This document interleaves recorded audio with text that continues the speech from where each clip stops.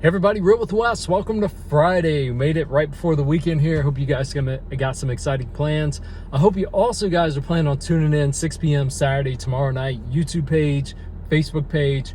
We'll be streaming out to you guys. Life-changing word I got coming to you, starting a new series off. So I encourage you guys to jump in and let's have a good night of service. But finishing off, talking about experiencing comfort. I've been going through Psalms 23, and of course we did a little something different direction with it yesterday, but the last part of that verse, it says, goodness and mercy shall follow me all the days of my life. You know, it amazes me how much people, amaze is probably not the best word. It really causes me to step back and take a look. And a lot of this because we're just taught so much. When you look at church world, they're teaching you, man, performance, your sin, your issues. It makes you so condemnation conscious that we don't realize God's mercy and goodness is following us all the days of our life. Unconditional goodness and mercy. Man, you should expect, no matter what your day is going through, no matter how bad you mess it up, no matter how much you goof it up, there should be comfort in knowing God's got your back. And so it's, one translation says pursuing. It means God is intentionally pursuing you unconditionally, undeservedly. If you're a human being on this earth, God is pursuing you with what? Goodness and mercy. I know that flies in the face when you talk about the God of wrath, God of judgment, God of all these other things.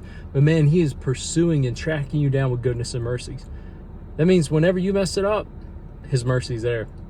Whenever you think you didn't get it right, his goodness is there. Even when you make mistakes, God turns them around with his goodness and mercy. You know, of course, never encouraging, go mess everything up and go be a fool and do all this. No. But to those, but it even applies to that, by the way. That's how good it is, by the way. It does go that far. No, God won't support them, or God, that's foolishness. That violates the very nature of who God is. Our behavior does not determine God's character. You hear me on that? Our behavior is not going to determine God's character and what he does and won't do. God will not allow human beings, ourselves, to be so high-minded to think that our bad behavior could control God's behavior. Because when you set it up like that, that's what you're saying.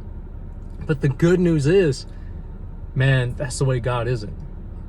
He's not that way, is what I'm saying. He's pursuing you with goodness and mercy. So whenever you think you may have gone too far and messed it up, be on the lookout. His goodness and mercy is right behind you. Going to change situations, going to change things in your life. You shouldn't be living in fear and worry of God or situations. You should live in the comfort of knowing God's got you. Even when you don't have it all perfect, his goodness and mercy still has got you. All right, guys, that's all I got. I just wanted to encourage you with that. Unconditional goodness, unconditional mercy. God is pursuing you, and be on the lookout for it, expecting it.